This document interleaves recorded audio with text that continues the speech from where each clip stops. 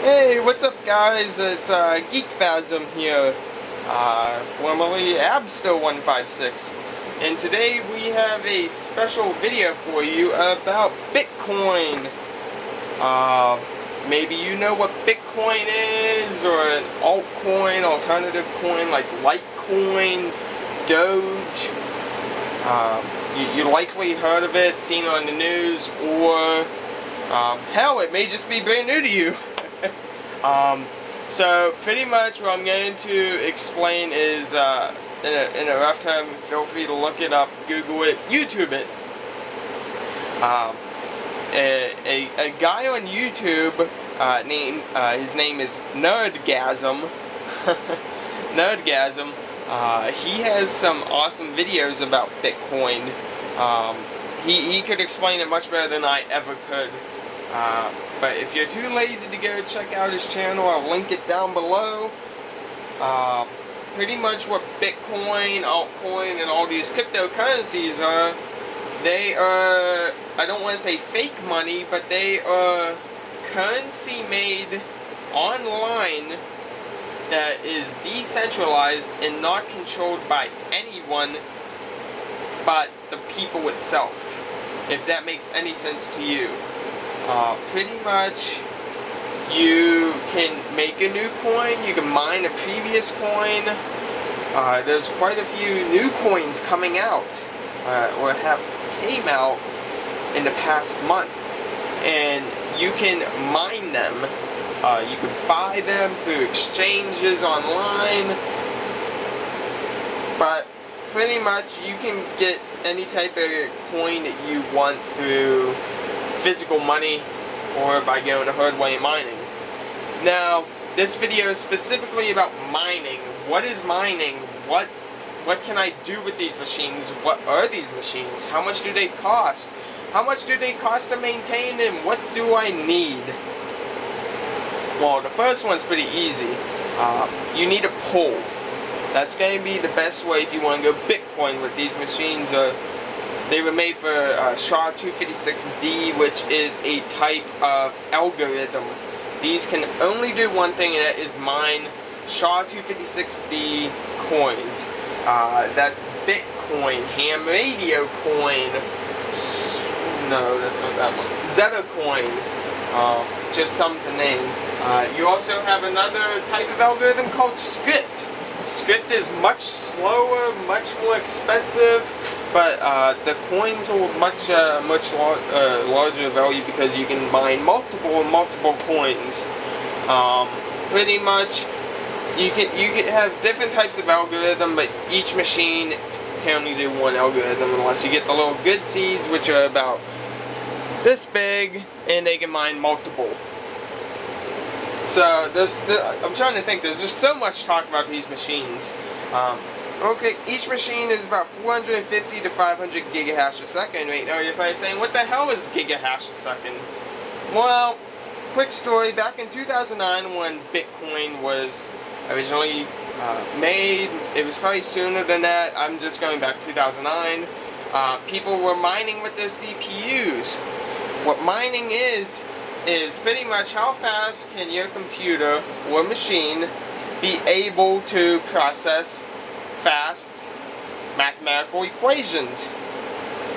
Well, each mathematical equation answer is called a hash, and the more hash power that you have, the more shares you can get, which means the likelier chance of you finding a block.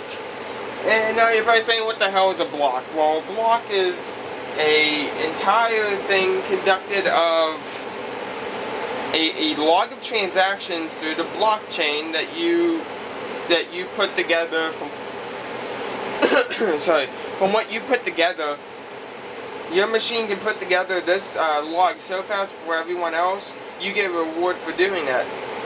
Okay, now you're asking, what's a blockchain? This is the last time I'm going to do that. The blockchain is pretty much a log of transactions from the very first day Bitcoin was released to where it is today. The blockchain is probably about 30 gigs right now. And as every time you make a transaction, you have like a 25-character code for a wallet address. Your wallet is exactly what it sounds. A wallet is where you put your coins in. No sponsoring, no nothing, but I like Coinbase.com.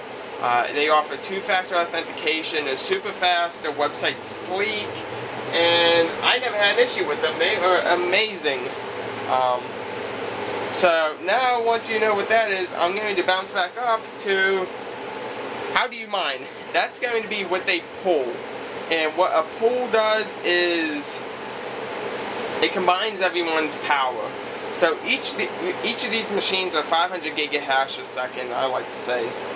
Now, what that means is that these are making 500. Let me see. I'm trying. So pretty much they're doing 500,000 hashes a second. I forget how the math breaks down, but it goes something like that. So pretty much in the end, I have 2 terahash a second sitting here, which would be heck of a ton in 2009, because in 2009, see how I'm jumping back? You can only mine with your CPU. Hell, these machines were never even thought of till 2012, I believe, 2011. Well, a CPU could mine, I want to say maybe 100 kilohash a second, which is very little. While some guys like, hey, why don't I mine with my graphics card, my GPU? This can mine much faster. Well, after that started, it pissed the people off mining with their CPUs, because now they have to upgrade to the GPUs. Well, by the time they upgraded to their GPUs, the guys with the fast-end GPUs were going with these bad boys. And, yeah, so pretty much if you started mining with your CPU, you got screwed over quite a few times. Pretty much these machines require a computer power supply. Now, in the back I have a GS800 running these two front machines. Then at the top I have the EVGA 850G. These are about 850 watts each. Each machine uses about 350 watts a piece. So right now I'm putting out maybe 1400 watts, which this is where it's going to either make it or break it for you. If you would like to mine with these machines, you need to check your electrical bill before you even buy a machine. Now, if people are like, oh, if it's 10 cents a kilowatt an hour, well, you know, you're fine. If you want profitable mining, you cannot be above 7 to 8 kilowatts an hour. Now, through the entire year besides July and August, my bill goes to 8 cents a kilowatt an hour. And let me just say that I'm seeing an increased spike. I'm normally at 5.5 cents a kilowatt an hour, and I'm profitable. But right now, I'm on like the verge of just staying steady. I'm still making more. But you just need, that's going to be your main thing, is can I afford to mine? And I mean, some people can, some people can't. It's just one of those things. Now, let me see if I can get this. I don't like this tripod that I'm using. So yeah, you can see in the back the power supply. And all it requires is, each machine requires 2 PCIe ports, which is why I like the EVGA 850G. I'll link that one in the description. I got it for $135 and $35 mail on eBay, so it came to $100. But it's silent, it puts out power, and it has 8 PCI ports, so I can plug 4 into each of these machines. You only require 2, but if you want to overclock, you need to plug 4 in. And I'm going to go jump back onto the poll subject. So, say you have, say the difficulty of a block, which is like how hard it is to mine it, or to, you know, mine a block. A pool will take anyone who wants to join and take their hash power and combine them pretty much into one central hub. So, let's say that I have 2 terahash a second here. There's a guy in Cleveland, Ohio who has 20 terahash a second. And, you know, you're going all over the United States, all over the world. Well, that pool combines everyone's hash power and pretty much puts it out onto the network of hash that, hey, here's how much our hash power is, and, you know, it'll try to find a block with everyone's power together. Now, you can go solo mining, which is highly not advised or recommended because the difficulty so high for Bitcoin is terrible. But if you want to go SHA-256, Altcoin, solo mining, you can, because difficulties are extremely, extremely low. Bitcoin is just so high, you just can't solo mine anymore. Pretty much what solo mining is, if you find a block, you get to keep that entire block of Bitcoins. For a block of Bitcoins, it's 25 Bitcoins. Maybe at the market of today, when this video is made, is about maybe $8,000. But if you join a pool and you are lucky enough to find a block with the pool, some pools may give you a small reward, but most won't. So you only get what you put to the pool. Even though you found a block, some people may say that's communism, but it's fair for everyone because they helped you find that block and now you're going to help them. But mining is awesome. I have tried multiple polls, and I'm not going to talk down on any of them. Probably wouldn't be fair to do so. I will just link down below the one that I will use. It's good. The payouts are even, and you find quite a few blocks, and I think it's pay per share. You can go PPS or PPLNS. Pretty much pay per share is you keep mining. They may not find a block for 2 months, but you keep mining, and when they find a block is when you'll get paid. Now, I've gotten screwed over many a times with those types of polls, and I went PPLNS, pay per last N of shares.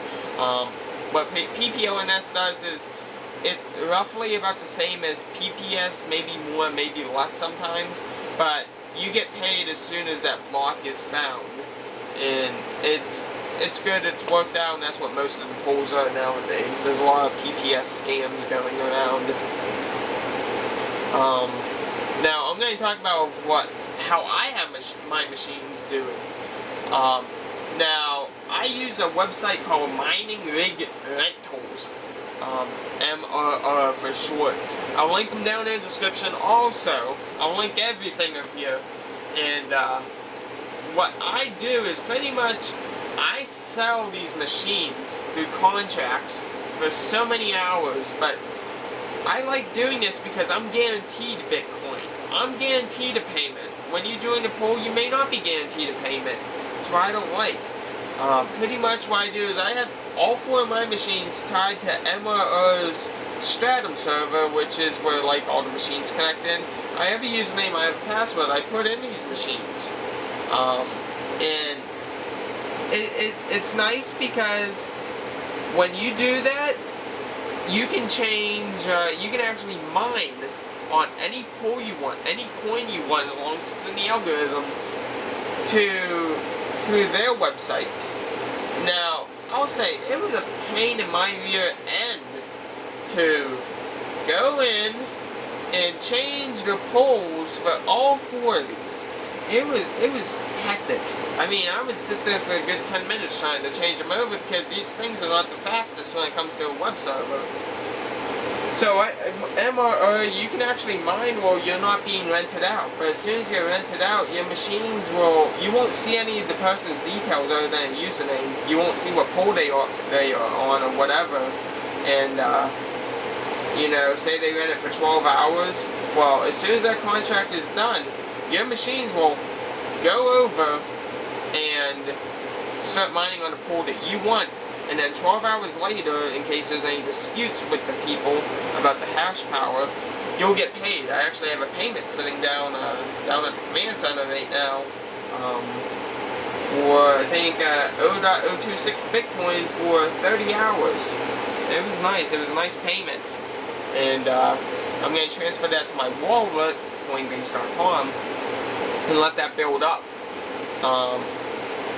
These machines have paid very well, and as soon as Spondoolies comes back with their stock, I'm supposed to. I talked to the sales team over there. I'm supposed to get 3 Spondoolies to do a review on.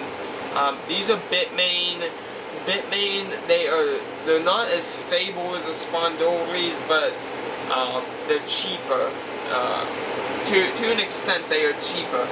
Now, these are the Bitmain Antminer S3 Pluses. You can get other ones. I don't know why that cut out there. So, back to what I was saying is, these are the Antminer S3 Pluses. These do 450 advertised, but I can get it to go to about 500 gigahash a second. They have the Antminer S5s, which maybe by the time you watch this video, discontinued. They're only having one more batch produced. They do 1.15 terahash a second. They're a little bit longer than these machines. And they also have an S4, which is like the servers above that.